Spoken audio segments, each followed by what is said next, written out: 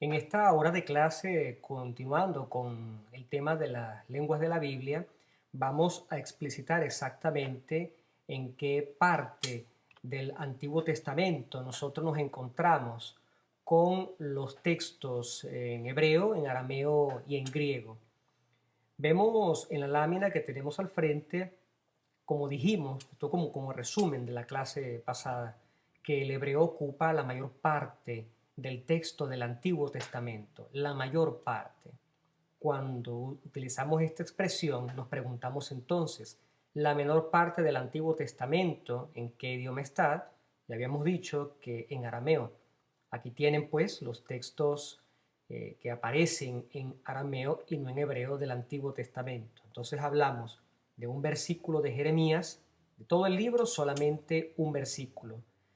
Capítulo 10, el versículo 11, en Daniel se trata ya no de un versículo, sino de toda una sección del libro. El capítulo 2, versículo 4b, después del primer sintagma que encontramos en ese versículo, hasta el capítulo 7, versículo 28.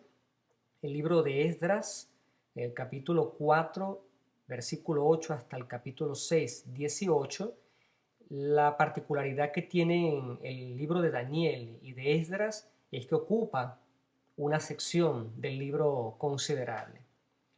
Mientras que aparte en el libro de Esdras tenemos el capítulo 7, 12, 26, hay una interrupción y luego este espacio de versículos que están siempre en arameo. En cambio en griego, retomando como terminamos la clase anterior, está la totalidad del Nuevo Testamento y los llamados deuterocanónicos. No estaría mal que usted pudiese investigar en los libros de introducción a la Biblia lo que significa esta palabra deuterocanónicos, porque cuando lo veamos en nuestras lecciones ya usted tendrá una idea más clara. Por ahora le puedo decir que se trata de aquellos libros que han sido aprobados por la Iglesia, por la comunidad eclesial, en un segundo momento, no en un primer momento. Esos son los deuterocanónicos, los que vinieron en un segundo momento dentro del canon. Vamos a retomar algunas precisaciones, sobre todo con el griego en la Sagrada Escritura.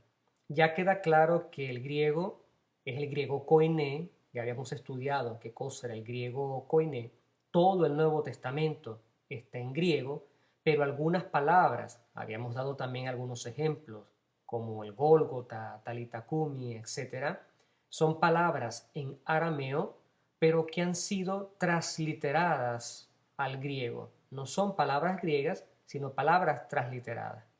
Pero aparte de estas excepciones, tenemos que todo el Nuevo Testamento está en griego. No así el Antiguo Testamento, que está casi todo en hebreo, y aquí tenemos en esta lámina un ejemplo de las partes que están en arameo. Habíamos hecho también una pregunta: ¿por qué algunas partes del Antiguo Testamento están en arameo? Y es una pregunta muy difícil, decíamos en la clase anterior. Algunos biblistas dicen que algunas partes del Antiguo Testamento están en arameo porque supuestamente, y esto repito, es una hipótesis, los libros habían comenzado en arameo para luego fijarlos en hebreo. Pasamos entonces a la siguiente lámina y aquí vamos a estudiar los periodos lingüísticos. ¿A qué cosa se denomina el periodo lingüístico? En el subtítulo que tenemos aquí vemos que hay que considerar el idioma, la lengua, también como un criterio cronológico. Nosotros sabemos que el español que nosotros hablamos, por ejemplo, no es el mismo español de siempre. Es mayormente parecido en su gramática, en su sintaxis, a los momentos en los que la lengua nació, pero no es idéntico. ¿Por qué? Porque la lengua es dinámica, el idioma es dinámico. Aquí vamos a tratar sobre todo el aspecto del Antiguo Testamento con la lengua hebrea. Vemos en el primer punto que existe un periodo que es cananeo hebreo y se trata de la literatura preexílica hasta el 586 a.C. El periodo lingüístico cananeo hebreo era un periodo de formación del idioma. dentro de algunos minutos vamos a ver el progreso, el desarrollo del idioma hebreo y del idioma arameo, que son lenguas semíticas. Sepamos por ahora que existe un periodo de formación, digámoslo así, primitivo, al que nosotros denominamos cananeo hebreo. La tierra de Canaán, y los israelitas comenzaron a construir la lengua hebrea cuando conquistaron la tierra de Canaán, cuando entraron en la tierra de Canaán. Y a este tipo de lenguaje pertenece la literatura preexílica. Muchos de los libros del Antiguo Testamento pertenecen pues precisamente a este periodo de conformación del idioma. Pero luego el idioma hebreo sufre un cambio que es el cambio en el que hay un predominio del arameo. Y esto es lo que nosotros llamamos la literatura post-exílica. El año 586, como lo habíamos mandado a investigar, trataba directamente el evento trágico de los israelitas, de los judíos, de tener que salir de su país y ser desterrados por Nabucodonosor a Babilonia. Luego serán liberados por Ciro, el emperador, y podrán regresar a su casa, pero no sin haber, entre comillas, entendiéndose bien la expresión, contaminado el hebreo con un dialecto que es la formación del arameo. También aquí se forman algunos libros bíblicos y esto entra en un debate continuo. No vale la pena que en este momento hagamos un elenco de los libros o preexílicos o postexílicos porque es una cuestión muy debatida hoy en día. Lo importante es que este periodo arameo influye notoriamente en la comprensión de la Sagrada Escritura. Posiblemente a partir de estos años es que comienza la redacción de algunos escritos que luego serán realmente retraducidos al hebreo. Y en tercer lugar tenemos el periodo de influencia griega, desde el siglo IV antes de Cristo. También importante, porque nosotros no podemos olvidar que un escritor sagrado vive su momento histórico. En este momento histórico está fuertemente influenciado por la cultura que está viviendo. Si vive en un imperio de grandísima predominación helenística, es obvio que cuando va a escribir se siente en su escritura esta influencia helenística, la influencia griega.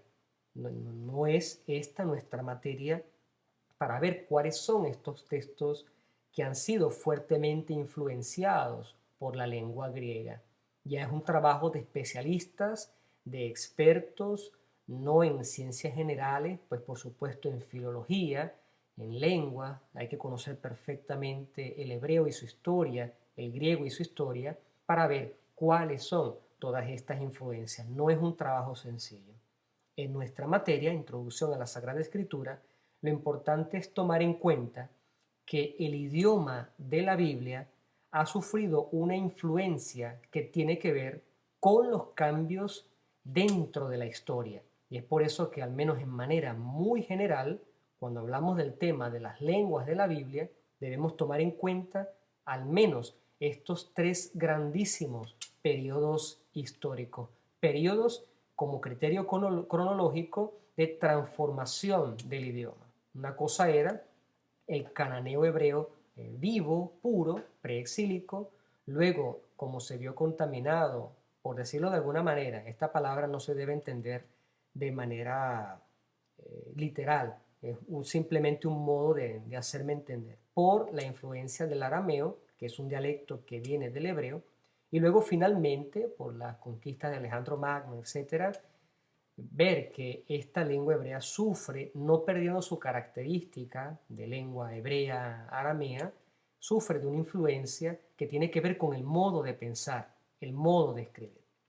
Pasamos a la siguiente lámina, el mundo semítico y helenístico, y nos damos cuenta de que aquí podemos ya ir concluyendo que la Biblia es una unión del mundo helenístico y semítico.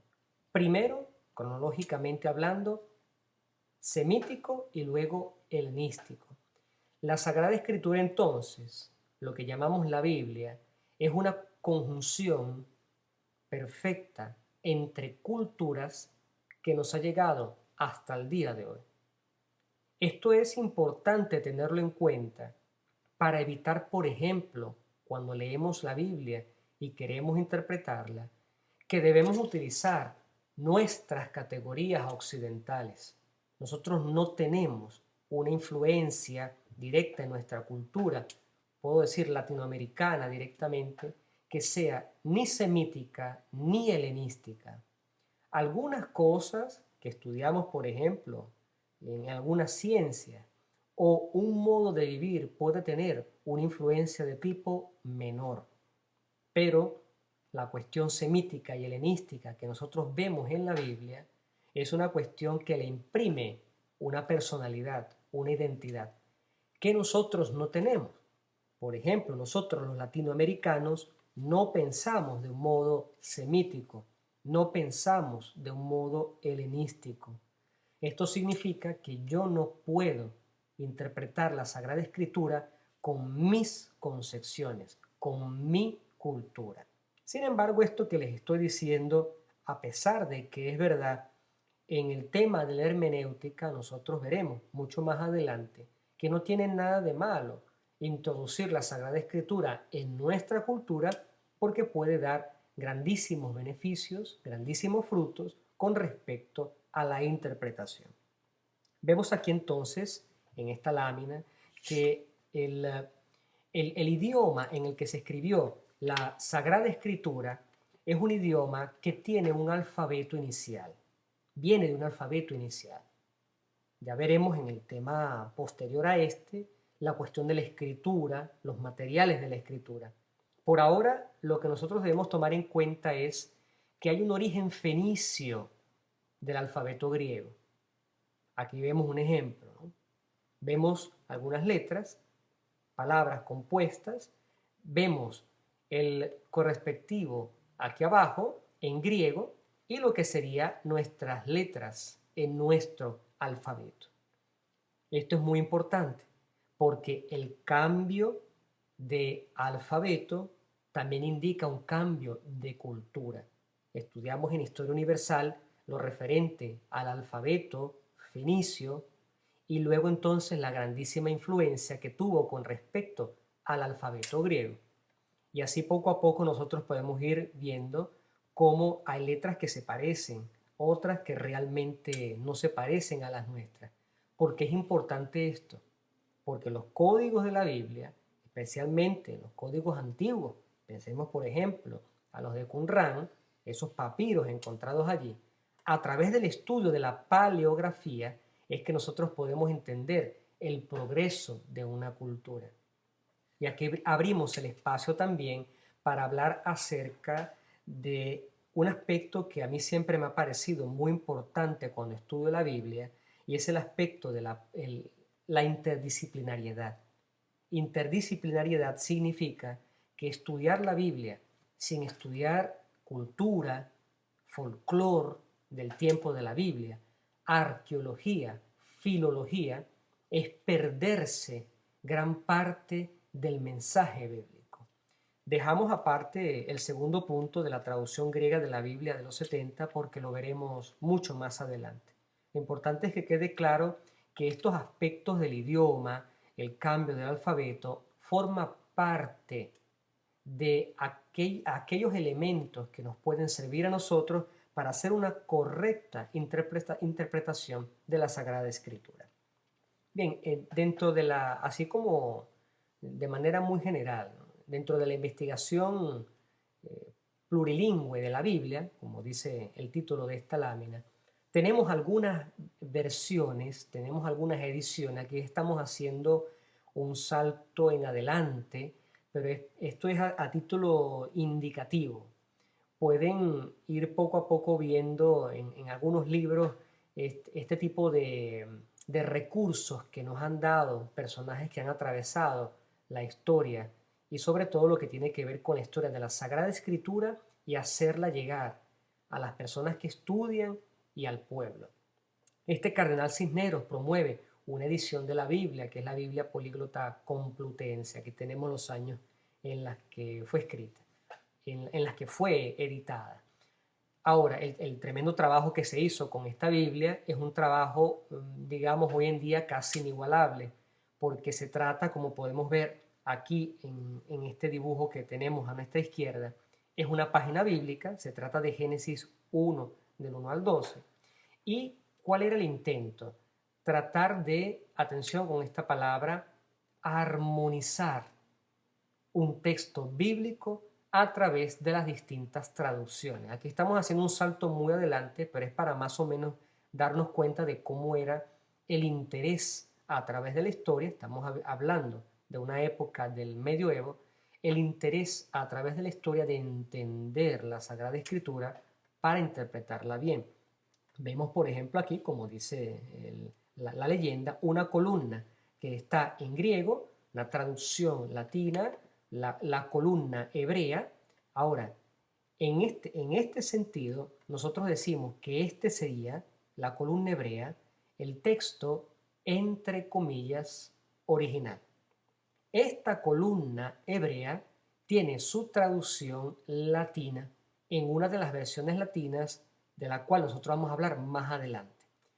Como se trata de un libro del Antiguo Testamento, hablamos de una traducción griega del texto del Antiguo Testamento, que es lo que nosotros llamamos la versión de los 70, tema que vamos a ver mucho más adelante. También tenemos en esta misma página una columna con este mismo texto en lengua aramea y finalmente la traducción latina de una columna aramea.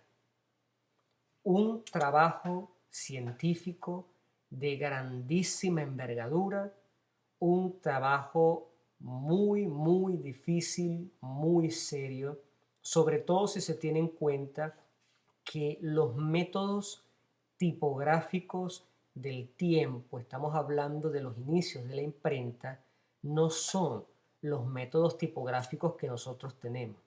Con nuestras computadoras, con nuestro software, diagramar es mucho más fácil, muchísimo más fácil.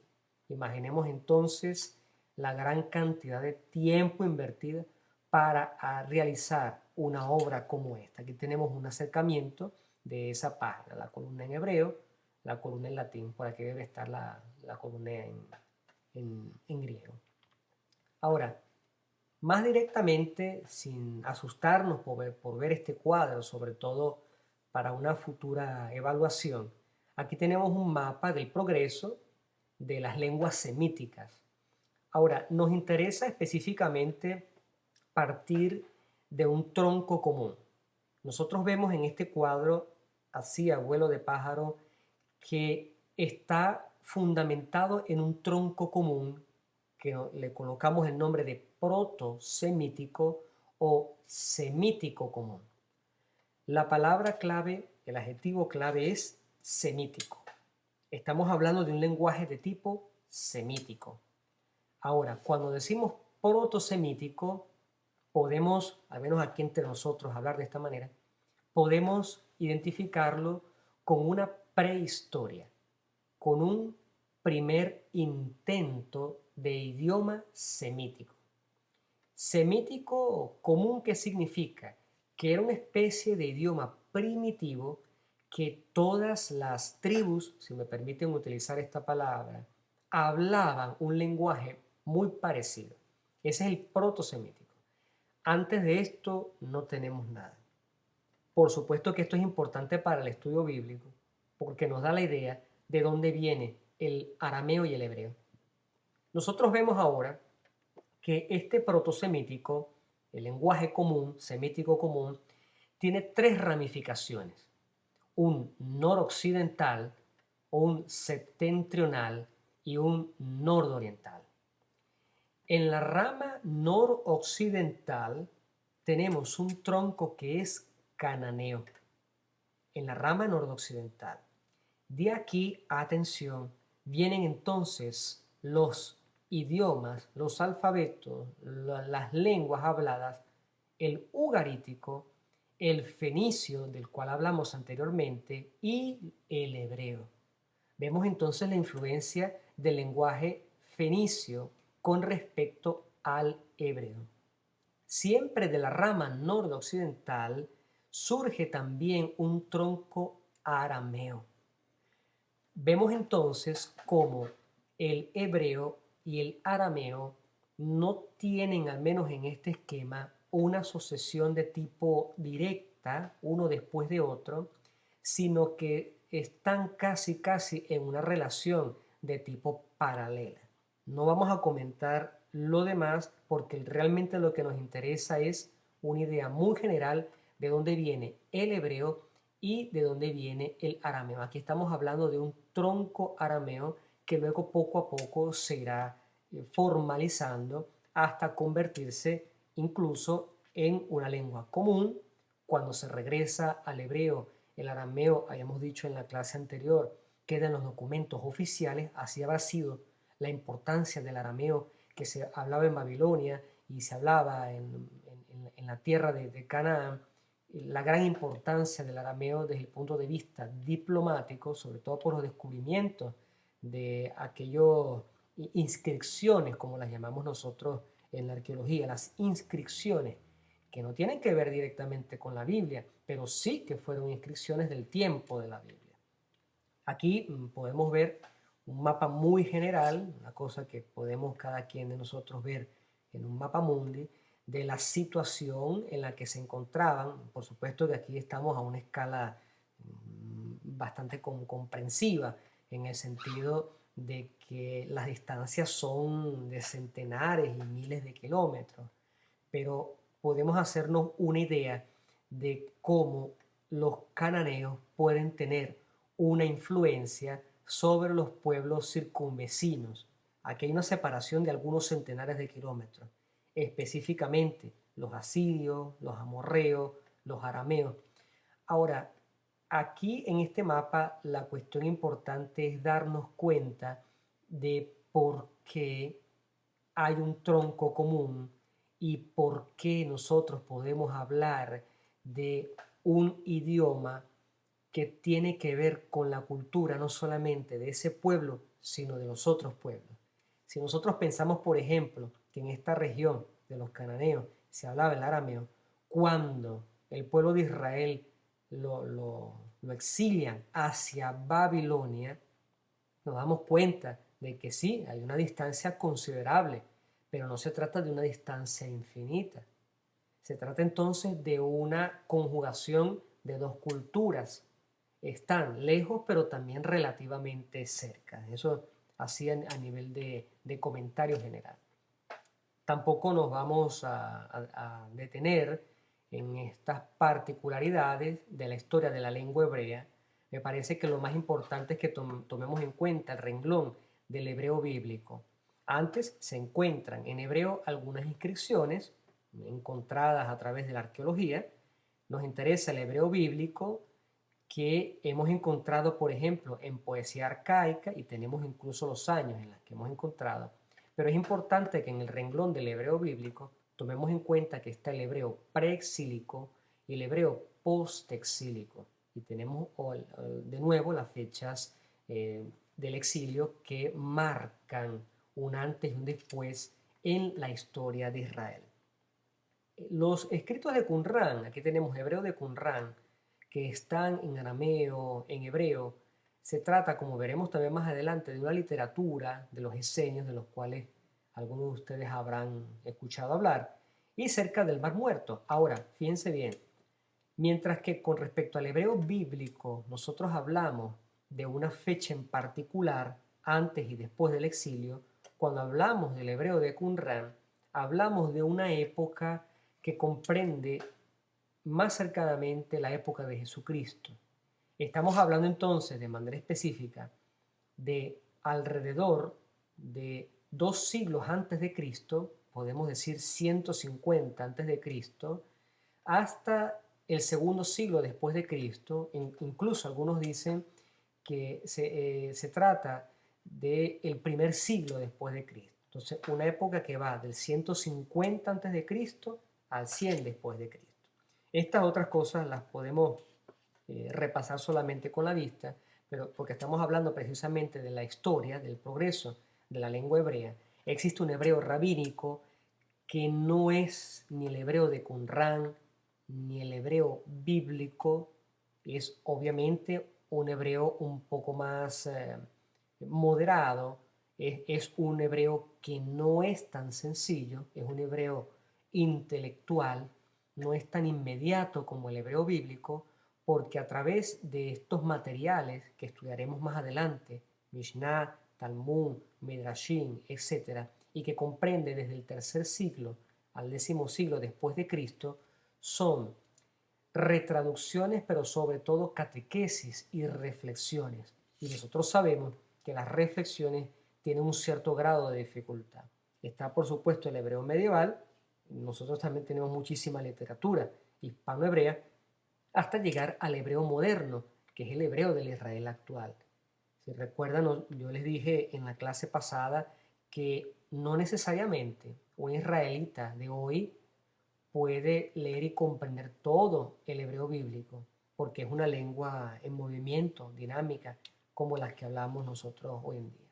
En cambio, con respecto a la historia del arameo, de la lengua aramea, lo que a nosotros nos interesa, porque realmente es muy poco lo que nosotros tenemos de arameo, apenas unos cuantos capítulos en el Antiguo Testamento, lo que nos interesa con este esquema es que también el arameo ha sufrido una transformación. Nosotros hemos encontrado en la arqueología, en el arameo antiguo, inscripciones. Está el arameo imperial. Y en esta faja de tiempo, entre el séptimo, el segundo siglo antes de Cristo, recordemos que la historia antes de Cristo va, como dicen los alumnos mismos, al revés. Después del séptimo siglo antes de Cristo no viene el octavo, viene el sexto. Séptimo, sexto, quinto, cuarto, tercero, etc. En esta franja de tiempo del séptimo siglo al segundo siglo antes de Cristo, en esa franja, en cuanto a la relación cronológica y el progreso de la lengua aramea, es allí donde se dan los escritos con el estilo propio arameo que nosotros encontramos en nuestra Biblia. Y luego existe, pues por supuesto, una serie de documentos que si nos queda tiempo vamos a poder estudiar con mucha detención, con mucho detenimiento, especialmente lo que se refiere a Qumran, a los Targumín, al código palestinense, samaritano, cristiano palestinense, y hasta el arameo moderno, y esto es una cosa que pudiese interesarnos como cultura general, que actualmente se habla un arameo. Una vez compartiendo con algunos hermanos que venían de estas regiones donde se hablaba el arameo, y algunos de ellos eran de rito maronita, católico maronita, no era muy verdad aquello de que si yo los escuchaba a ellos recitando el Padre Nuestro en arameo, era como escuchar a Jesucristo recitando en ese momento el Padre Nuestro. No, no es tan cierto. ¿Por qué? Porque ha sufrido también la lengua aramea un cambio, como podemos ver en este esquema. El arameo moderno es hablado como dialecto occidental del Antilíbano y dialectos orientales del Kurdistán. Son poquísimas las regiones en el mundo que hablan el arameo moderno, que no necesariamente era el arameo de la Biblia y tampoco pues el arameo que se hablaba en el tiempo de Jesús. Por supuesto que las diferencias pueden ser mayores o menores, pero es importante que aprendamos que no son una no son diferencias tan grandes, pero tampoco hay una similitud idéntica. Terminamos esta hora de clase y en la próxima hora nosotros vamos a hacer tres preguntas ante las cuales vamos a dar respuestas, porque son preguntas que no deben alimentar nuestra curiosidad, sino que nos debe dar mucha más pasión para estudiar la Sagrada Escritura. Lo dejamos por ahora aquí, terminando esta hora de clase, y en la próxima hora de clase responderemos a estas tres preguntas de esta lámina.